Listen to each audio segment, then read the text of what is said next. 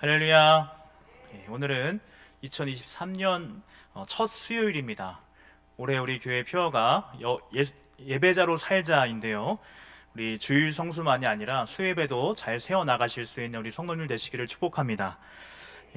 오늘 시간에는 아직도 가야 할 길, 아직도 가야 할 길이라는 제목으로 하나님의 말씀을 나누겠습니다.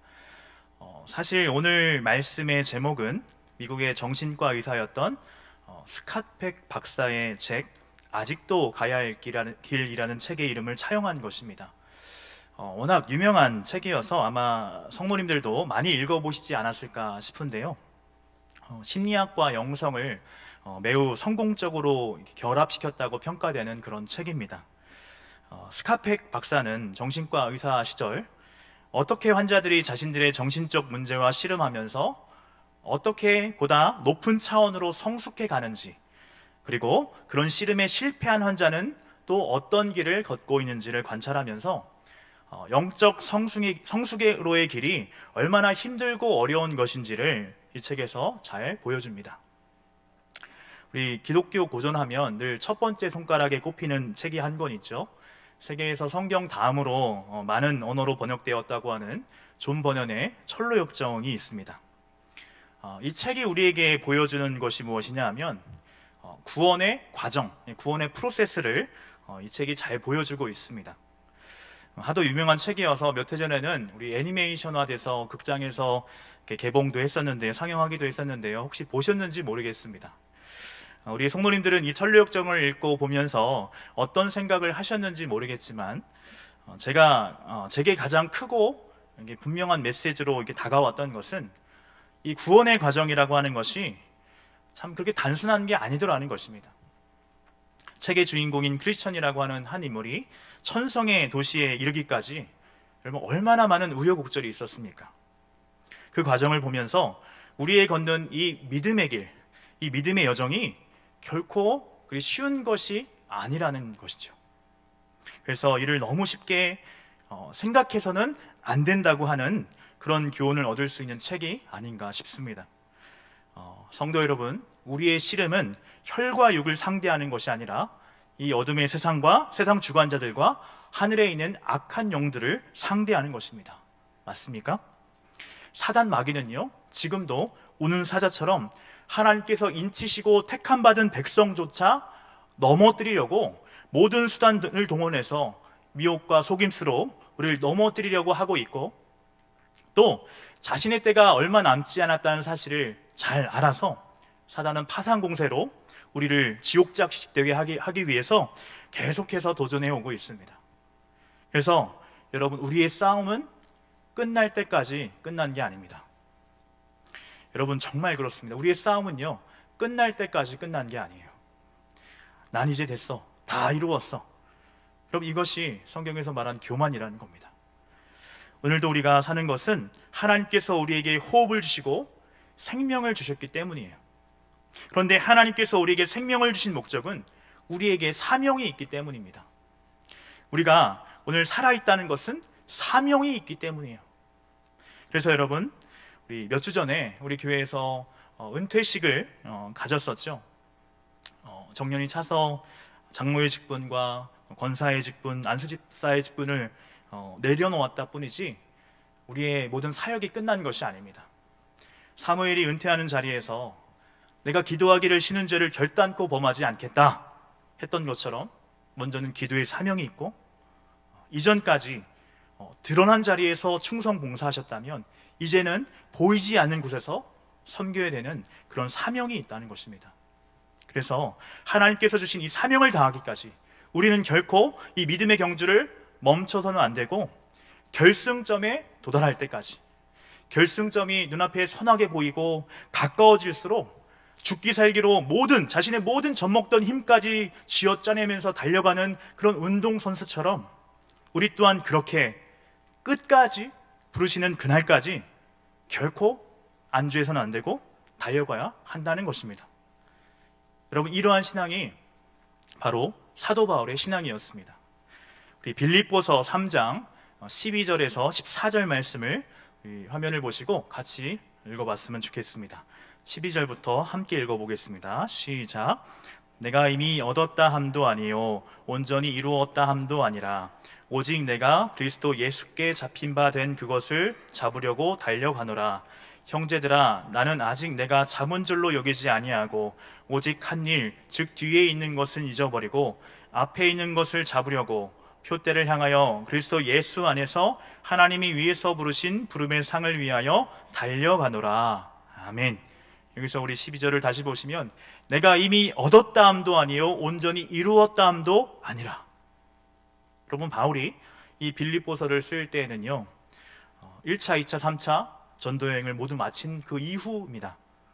바울은요 저 스페인 땅을 제외하고는 편만하게 복음을 전했고, 물론 그가 혼자 한 일은 아니지만 한 개인이 얼마나 많은 일, 얼마나 위대한 일을 할 수 있는지를 우리는 바울을 통해서 확인할 수가 있습니다. 그럼 누가 보더라도 이만하면 됐잖아요. 그런데 바울 선생님의 말 다시 들어보십시오. 내가 이미 얻었다 함도 아니요 온전히 이루었다 함도 아니라 나는 아직 내가 잡은 줄로 여기지 아니하고 오직 한 일, 즉 뒤에 있는 것은 잊어버리고 앞에 있는 것을 잡으려고 달려가노라. 성도 여러분, 오늘 돌아가실 때 혹 다른 것은 다 이제 잊어먹고 까먹더라도 이 한 문장은 꼭 마음에 새기고 돌아가실 수 있기를 바랍니다. 한번 따라해 보겠습니다. 내 믿음의 싸움은 끝날 때까지 끝난 것이 아니다. 다시 한번요. 내 믿음의 싸움은 끝날 때까지 끝난 것이 아니다. 우리의 믿음의 여정은 끝난 것이 아니라 아직도 가야 할 길이 우리 앞에 놓여져 있다는 것입니다. 그런데 안타깝게도 참 많은 그리스도인들이 아직도 여전히 우리 앞에 가야 할 길이 놓여져 있는데 나아가질 아니하고 안주해버리고 정체된 그런 신앙에 만족하고 있다는 것이죠. 문제가 뭘까 참 많이 생각을 해봤는데, 우리는 그동안 너나 할 것 없이 신앙의 목적, 신앙의 목표를 구원, 오직 구원, 이 구원의 목표를 두고 신앙생활을 하면서 살아왔습니다. 사실 우리는 그동안 구원 이외에는 별로 관심이 없었다고 말하는 것이 맞을 것입니다. 저 구원파와 비슷한 신앙의 모습들이 사실 우리에게도 있었습니다. 그러니까 예수 믿어 잘 되고 구원받고 복받고 늘 받고 또 받고 구원받고 복받고 다 내가 받고 누리고 그렇게 나를 채우는 것이 전부였지, 하나님께서 나를 부르신 목적, 하나님이 날 구원해서 이루고자 하시는 그 일, 이 하나님의 필요에 대해서는 전혀 고려해보지 않고 지나왔던 우리들의 모습이 아니었는가 생각을 좀 해봅니다.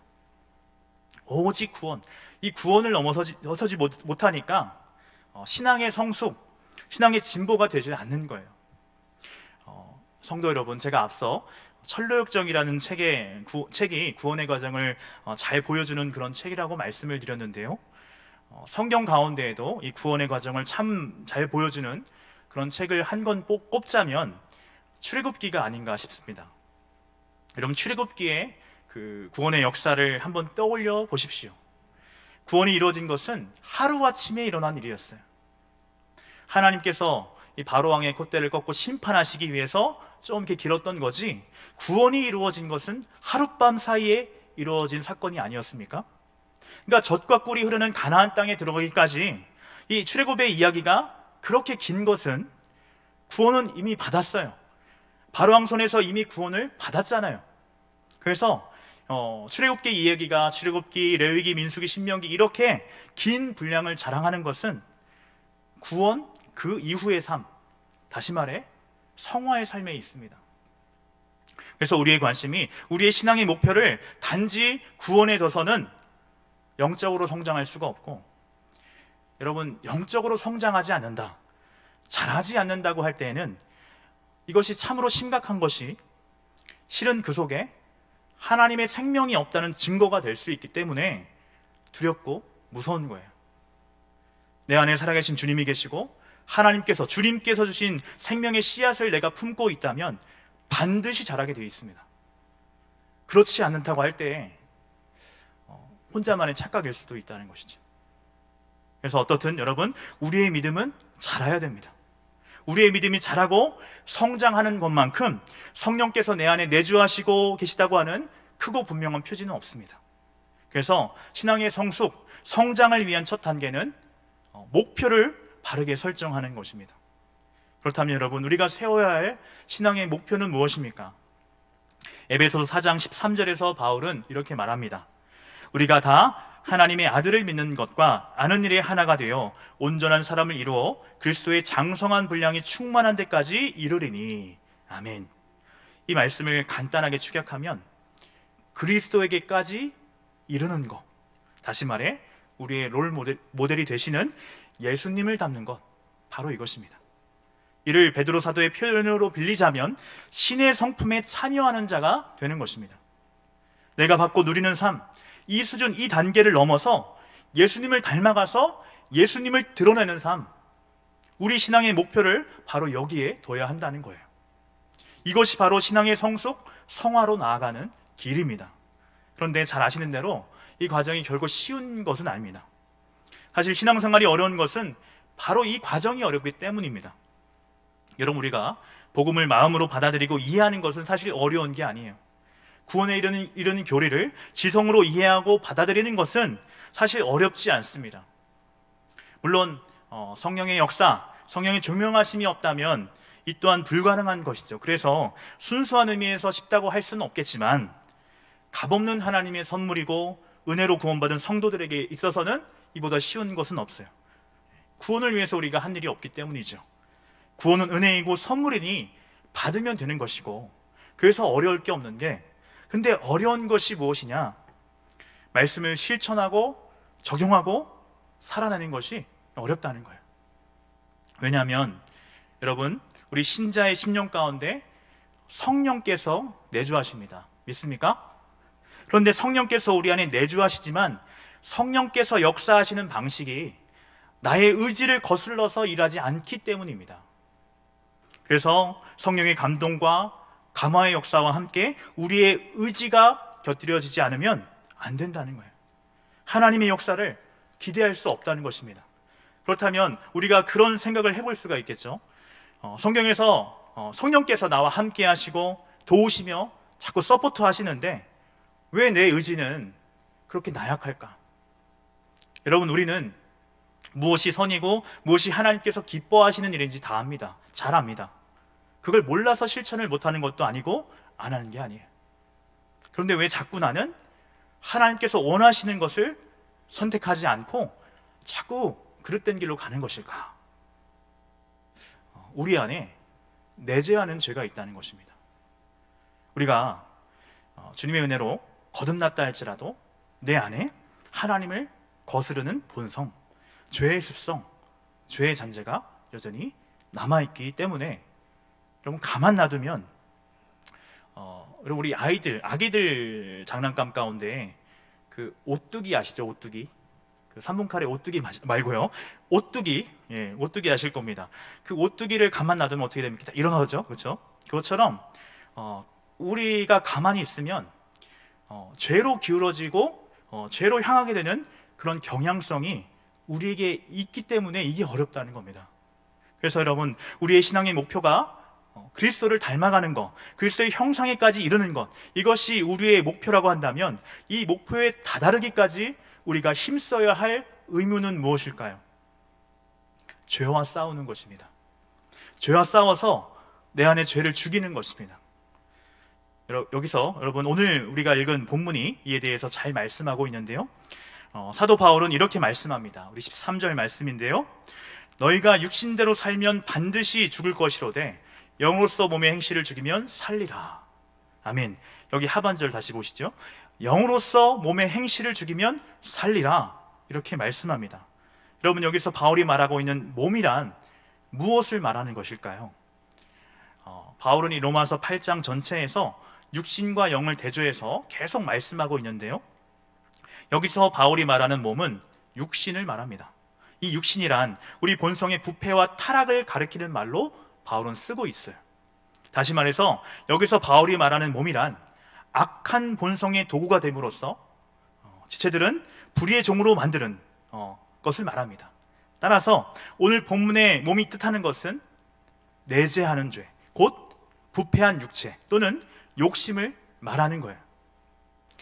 그렇다면 몸의 행실을 죽이라, 그러면 살리라, 이렇게 말씀하고 있는데, 몸의 행실, 이 육신의 행실은 무엇을 말하는가?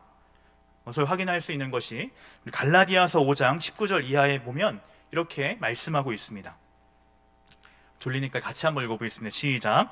육체의 일은 분명하니 곧 음행과 더러운 것과 호색과 우상 숭배와 주술과 원수 맺는 것과 분쟁과 시기와 분냄과 당지는 것과 분열함과 이단과 투기와 술 취함과 방탕함과 또 그와 같은 것들이라. 전에 너희에게 경계한 것 같이 경계하노니 이런 일을 하는 자들은 하나님의 나라를 유업으로 받지 못할 것이요. 아멘. 바울은 육신의 일은 분명하다 하면서 육체의 일에 속한 것들을 열거를 합니다. 음행, 더러운 것, 호색과 우상숭배, 주술과 원수 맺는 것, 이렇게 쭉 열거합니다. 그런데 여러분, 이 갈라디아서에서는 단지 외적인 행실로 나타난 것에 대해서만 말씀하고 있지만, 이 육신의 행실을 일으키는 뿌리, 모든 것의 시작은 뿌리잖아요. 이 뿌리를 죽이고 없애야 되는데 그것이 무엇입니까? 내 안에 잔존하고 내재하고 있는 죄라는 것입니다. 여러분, 내 안에 내재하는 죄가 있습니다. 죄의 본성이 여전히 우리 안에 있습니다. 주님의 보혈의 공로로 우리가 새 사람이 되었고, 그래서 성령께서 우리 안에 내주하신다 하실지라도 우리 안에 있던 죄의 습성이 사라진 것은 아니에요. 여러분, 오늘 우리가 앞서 읽은 13절의 본문, 너희가 육신대로 살면 반드시 죽을 것이로되 영으로서 몸을 행실해 죽이면 살리라. 여러분, 이 의무를 받은 사람은 누굽니까? 다시 말해서 오늘 이 본문에서 말하는 너희가 육신대로 살면 반드시 죽을 것이로되 라고 할 때에 너희는 누구를 말하는 것입니까? 우리가 읽진 않았지만 여기서 말하는 너희란 바로 앞에 있는 구절, 로마서 8장 1절을 보면 그리스도 예수 안에 있는 자에게는 결코 정죄함이 없다, 그 선언을 받은 사람들을 말합니다. 다시 말해서 오늘 본문의 사도 바울께서 말씀하고 계신 이 의무는요, 구원받은 신자의 의무라는 것입니다. 구원받았다고 너는 이제 정죄함이 없다 선언받은 자라 할지라도 여전히 내재하는 죄가 우리 안에 있다는 것입니다. 바울은 오늘 말씀 바로 앞장에서 그런 얘기를 합니다. 다시 말씀을 좀 보겠습니다. 로마서 7장 21절에서 24절입니다. 그러므로 내가 한 법을 깨달았노니 곧 선을 행하기 원하는 나에게 악이 함께 있는 것이로다.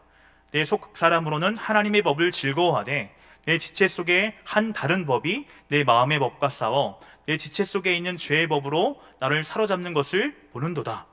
오호라, 나는 곤고한 사람이로다. 이 사망의 몸에서 누가 나를 건져내랴. 아멘. 하나님을 거스르는 다른 법이 내 안에 있다고 바울은 고백을 합니다. 바로 이것이 우리가 십자가에 못 박고 죽여야 될 죄입니다. 여러분, 그래서 우리의 씨름은 혈과 육을 상대하는 것이 아니라는 거예요.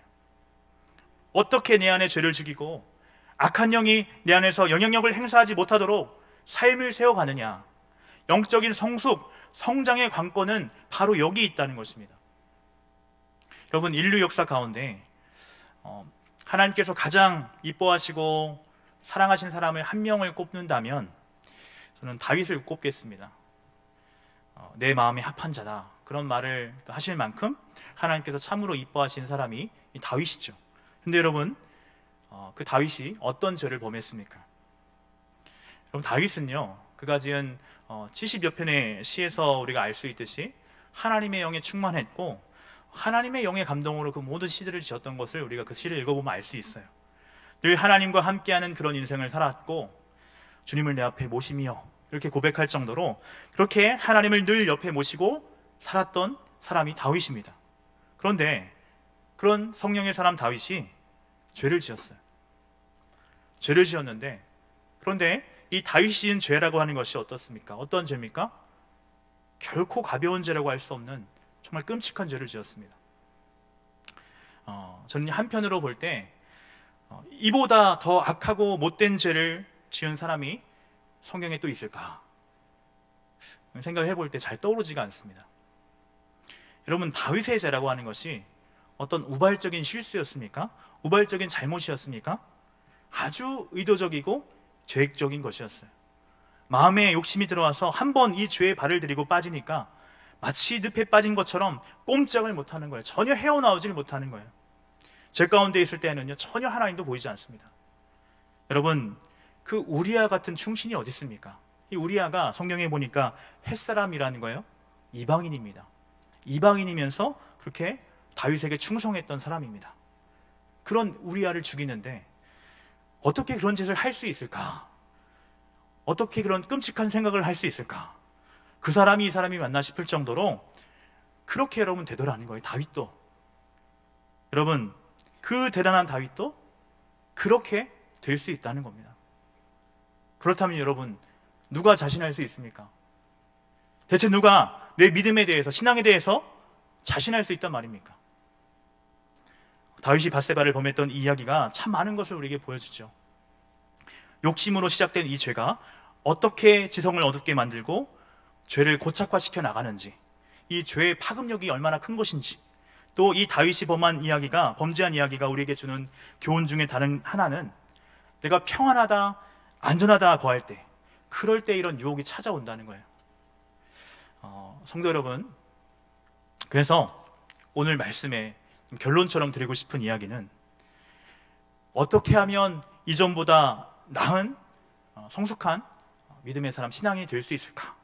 어떻게 하면 내 삶을 통해서 그리스도를 드러내고 그분의 향기를 바라는 그런 삶을 살 수 있을까 할 때, 여러분, 흐르지 않는 고인물은 썩게 되어 있습니다. 가만히 있으면 썩은 냄새가 나게 되어 있어요. 여러분, 우리가 안주하면 그 자리에 그대로 있는 것이 아니라 미끄러져 내려가게 되어 있다는 거예요. 그래서 이 천성을 향하는 믿음의 여정을 산행에 비유한다면, 우리가 산행을 하다가 뭐 힘들면 잠시 쉴 수도 있겠죠. 그렇게 생각할 수 있지만 우리가 오른 이 산은요, 험악한 빙산이라는 사실을 잊지 마시기 바랍니다. 가만히 있으면 미끄러져 내려가게 돼 있어요. 가만 놔두면 여러분 죄를 짓는다니까요. 죄로 치닫는 경향성이 우리에게 있다는 것입니다. 그러니까 여러분, 예수님의 말씀 들어보십시오. 살인하지 말라, 간음하지 말라, 도둑질하지 말라, 10계명이죠. 이걸 안 하면 그만인 게 아니라 그걸 다 잘 지키고 그렇다 할지라도 거룩하다고 말할 수 없는 것이 사람이 마음으로 죄를 지을 수 있다는 거예요. 그것이 산상수훈에 나오는 말씀 아닙니까? 그렇다면 여러분, 우리가 할 수 있는 최선은 무엇인가? 무엇이 여러분 최선일까? 먼저는 죽는 순간까지 끝까지 하나님을 붙잡고 분투하는 인생을 사는 것입니다. 그리고 두 번째, 우리에게 죄로 기울어지는 성향이 있고 그래서 그저 가만히 숨쉬는 것조차 죄를 짓고 있는 것이라고 한다면, 죄를 짓지 않는 최고의 방법은 부지런히 선을 행하는 것입니다. 죄의 틈을 주지 않고 열심히 선을 행하는 것입니다. 그래서 저는 연말이 되면 교회들마다 봉사자를 이제 세우는데 있어서 참 많이 애를 먹죠. 한 해 동안 열심히 또 잘 충성 봉사하셨는데 연말이 돼서 이제 좀 내려놓고 싶어요. 좀 쉬어야 할 것 같아요. 그렇게 말하는 분들을 종종 봅니다. 그런 분들을 볼 때 참으로 안타까운 마음이 많이 듭니다. 죄의 틈을 주고 죄의 기회를 주는 건데 저러시면 안 되는데 하는 생각을 많이 합니다. 여러분, 젊은 목사가 이런 말을 하는 게 어떻게 들리실지 모르겠습니다. 우리에게 주어진 시간이라고 하는 것이 한시적인 것입니다. 영원한 것이 아닙니다. 그래서 쓰실 때에 충성하자. 얼마 지나지 않아서 육체가 쇠약해지고 정신이 혼미해질 때가 곧 온다는 거예요. 그때 가서 봉사하겠다, 섬기겠다 해봐야 소용이 없다는 것이죠. 성도 여러분, 우리의 싸움은 끝날 때까지 끝난 게 아닙니다. 그래서 내 자신을 지킬 수 있는 최선의 길은 부지런히 선을 행하고 주님 부르시고 우리를 세우신 그 자리에서 정말 묵묵히 충성 봉사하는 것인 줄 믿으실 수 있길 바랍니다. 그래서 우리 경주중앙교회 모든 성도님들은 주님 부르시는 그날까지 열심히 충성 봉사하셔서 하나님 나라에서 해와 같이 빛나는 그런 모든 성도님들 되시기를 축복합니다.